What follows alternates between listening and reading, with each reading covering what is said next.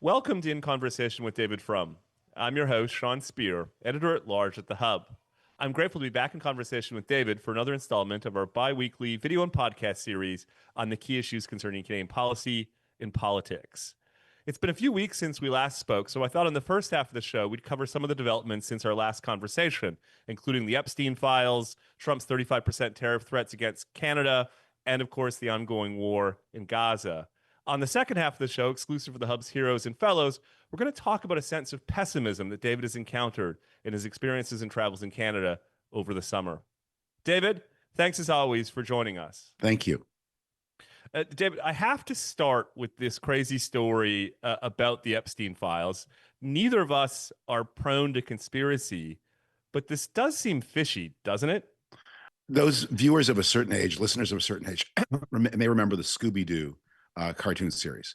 And one of the things that would happen in the Scooby-Doo series is that the best friend of the villain would warn our heroes against looking in the closet. You don't want to look in that closet. And one of the things they would do is that Scooby would go in the closet and find all the evidence of the crime. So there is Donald Trump saying, don't go in the closet. I think that's a pretty good indication that the closet is exactly where we need to go. What the story is exactly, we don't know every detail. It's a little bit like what happened with Trump and Russia, which is there are parts of the story that were very visible, and the Trump people insisted the parts that were visible didn't count because they were visible. And then there are parts of the story that were invisible, and they said nothing. The invisible parts don't even exist. Don't bother about them. There remains a lot of mystery. There remains a lot of secrets, but there isn't really a mystery. Epstein was the closest thing that Donald Trump ever had to a friend. There seems to have been real warmth in Trump's feelings about Epstein. The relationship broke off in about 2004 or 5 over a business dispute. But for 15 years before that, they were, again, it was as close as he had to a friend. He knew everything about what Epstein was up to. How much of that Trump took part in himself, that's a question mark. But Trump taught his supporters to believe that the Epstein story was one that would reveal everything they wanted to know about how the United States worked. So it's going to be difficult now for him to cover it up. You've been surprised, David, that Tucker Carlson, Steve Bannon, and others have broken ranks with Trump on the Epstein case. So what explains it, and what in your mind is its significance? How candidly can I speak about this? So there are important parts of the right-wing world in which the secret that Epstein conceals is a Jewish cabal to control the world. And the people, I am not surprised that the people who think that's what this story is about are those who have broken with Trump. Because they're mad at him about Iran, which they see as another example of the Jewish cabal controlling the world. So no, I'm not surprised that Tucker Carlson and Steve Bannon and people like that would have gone on their own way, because they have their own very independent idea of what the Epstein story is about. I'm reminded, David, of the old issues management adage, figure out where an issue is going and get there as fast as you can. What do you anticipate the end game is? Will Trump be able to stonewall, or will he have to give something up? Look, most of the story, or the important parts of the story, have been known and visible for a long time. I mean, it's not a secret that Trump and Epstein were intimates. It's not a secret. Trump, in his own mouth, confessed that he knew that Epstein kept company with underage girls. And Trump was not offended by that until they had a dispute over real estate. But there are large parts of the story that are embarrassing to many people besides Trump. And if one of the things that the Epstein story is about is that Epstein, the first time he came into contact with the law, now 15 years ago or so, was protected because he protected powerful people, and they in turn protected him. That's maybe one of the essences, minus the Jewish cabal part that Tucker Carlson wants. But the powerful protecting someone who protects them, that relationship didn't end yesterday. That continues, and powerful people are being protected, and they are powerful. Yes. Let's shift the conversation to Canada-U.S. trade relations. It's been about 2 weeks since President Trump threatened 35% tariffs against Canada at a time when there were reports that a deal was close to finished. Yeah. Is this a negotiation strategy, a reminder that the president just loves tariffs, a distraction from Epstein, or something else altogether? Well, first, it's a reminder that the Canadian government is very much on the wrong track in its approach to Trump. That the Canadian government keeps thinking, because the tariffs are so painful, that Canada must hasten to get some kind of agreement as rapidly as possible. And as you and I have often discussed, that is that is going to be an unsuccessful approach, and we are reminded how unsuccessful it is. That you cannot negotiate with a bad faith partner. You cannot negotiate with a partner who doesn't have concrete asks. You cannot negotiate with a partner whose real ask is that you end your national independence, because that seems to be still Trump's mind. You can't. Since you can't negotiate with them, don't negotiate with them. And the negotiation, as painful as it is for Canada to delay, it must delay until Trump has taken enough political pain that he has asks to which Canada can say yes. And right now, those asks don't exist. So that's to me, the lesson of this 35% is you shouldn't be talking yet. It's too early. And so my advice to Ottawa has been, everyone take the afternoon off. If you catch anybody in the office not drinking at lunch, you demand to know why. Have a glass of wine with lunch and a nap after lunch. And none of this should be on anybody's agenda until 2026. I want to take up recent developments, and that is a speech by the newly appointed U.S. ambassador to Canada, Pete Hoekstra, that he delivered at a Canada-U.S. conference in Washington, where he seemed to criticize Canadian business leaders for not being more laudatory to the president and what he's trying to do with the bilateral relationship. Why don't you reflect on his speech and how are you to make sense of it?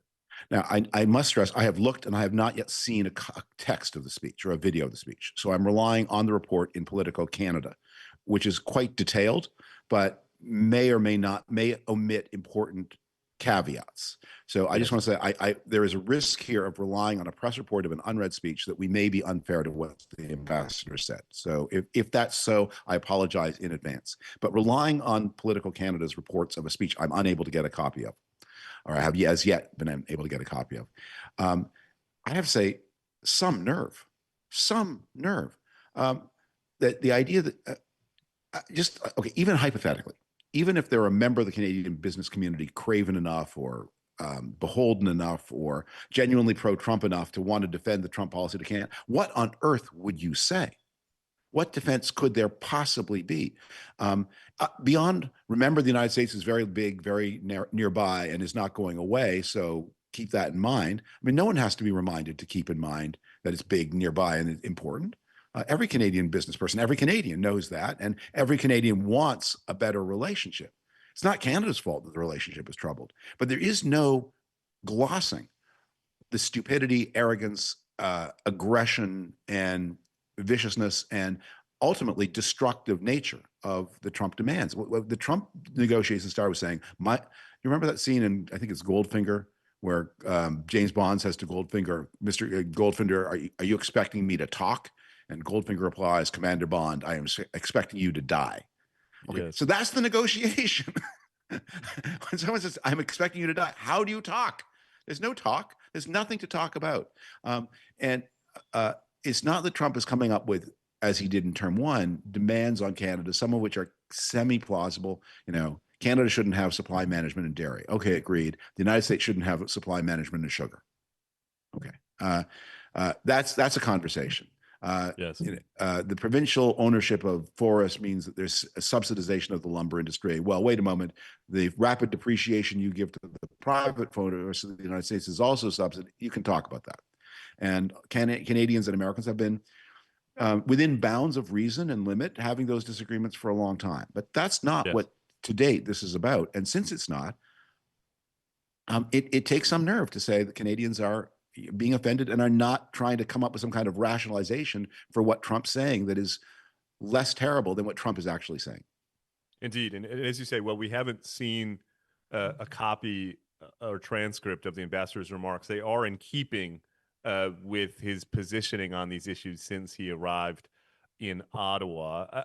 I know it's your view that Canada ought to delay in light of the president's position in the negotiations. But I have to ask you something that Prime Minister Carney said since we last spoke, and that is that any deal is likely to maintain some degree of U.S. tariffs on Canadian imports. That is to say, we are not going to return to a essentially open and free exchange between the two countries. How should we think about that, David?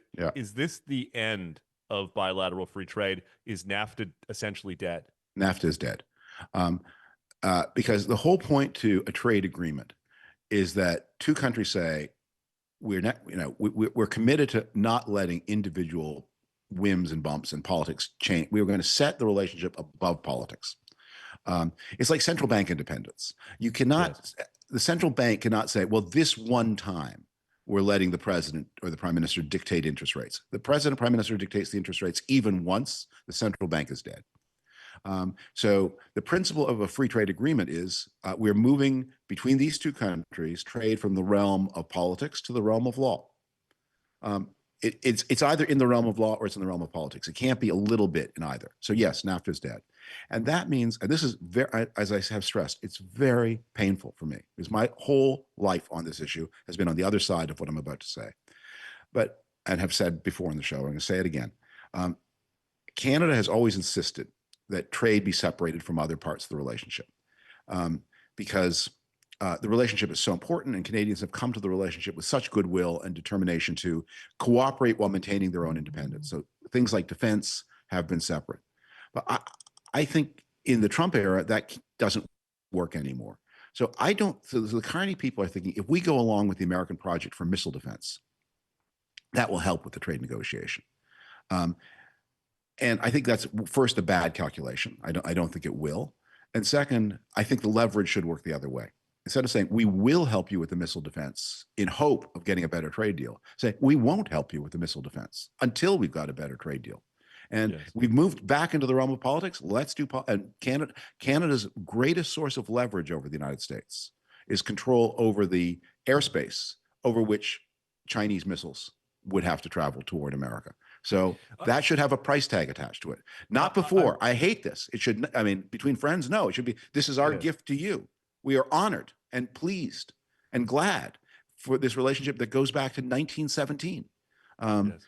But now it's different. You broke it. You can't expect it to be unbroken.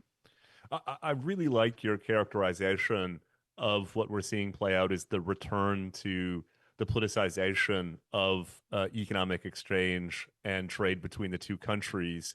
You characterize it as a tension between politics and law. In some ways, it's also a tension between politics and economics. That for the past 40 years or so, most of these decisions about capital flows and production has been made according to efficiency and so on. Yeah. What is the consequence, David, if businesses are no longer making those decisions based on economics, but instead based on politics?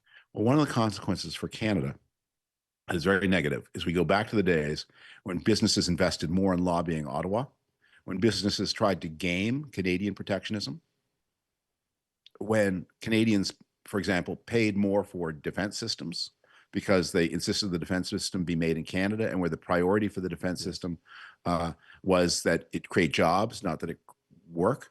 I think there's this talk that Canada will have a 5% defense target. 5% of GDP committed to the defense spending. That's a very easy thing to say. The hard part is when they say, well, what counts as defense? Everyone will agree, yes, there should be this envelope called defense that takes 5% of GDP. And then everyone will try to stuff their project into that envelope. And in the past, the goal of the responsible members of the government was to say, wait a minute. This shoe museum in your district, important as it is not actually part of national defense. It can't go in the envelope. So there'll be a lot of pressure to do that. And this has always been it's a problem everywhere, but it's been a special problem of Canada, of businesses trying to game access to a not a medium-sized economy. And it's going to be important to say to business, you have to focus on doing goods and services and not lobbying. Yeah. I want to wrap up with a question about the ongoing war in Gaza. On one hand, David, as you know, there's growing discomfort about the mounting civilian casualties, even among Israel's supporters. On the other hand, Hamas continues to reject agreements that would bring an end to the conflict. Yeah. What is Israel supposed to do in that circumstance? Right. There's a kind of mutual hostage taking where the United Nations, which is a party to this conflict, not an arbiter, and Hamas are saying no aid to Gaza unless Hamas gets its rake off. And Israel saying no aid to Gaza unless Hamas doesn't get its rake off.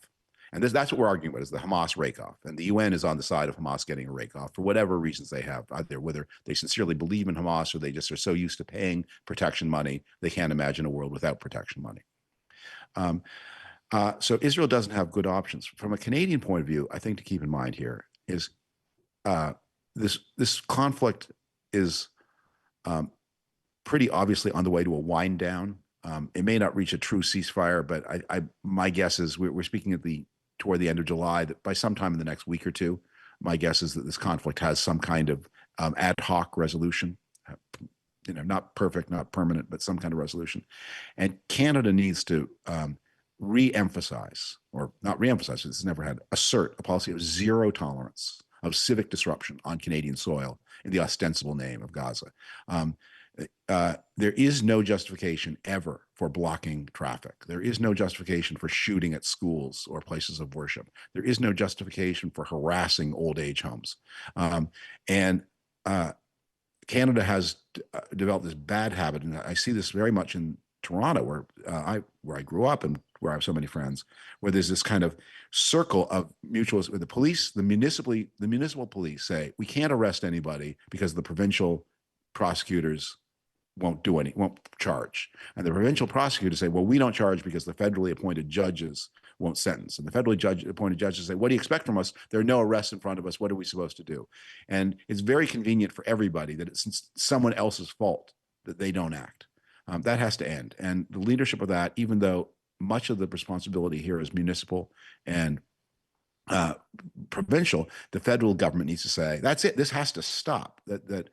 We don't care what grievance you think you have. You cannot attack people. You cannot harass places of worship. You can't shoot at schools. No. And anyone who does it goes to prison.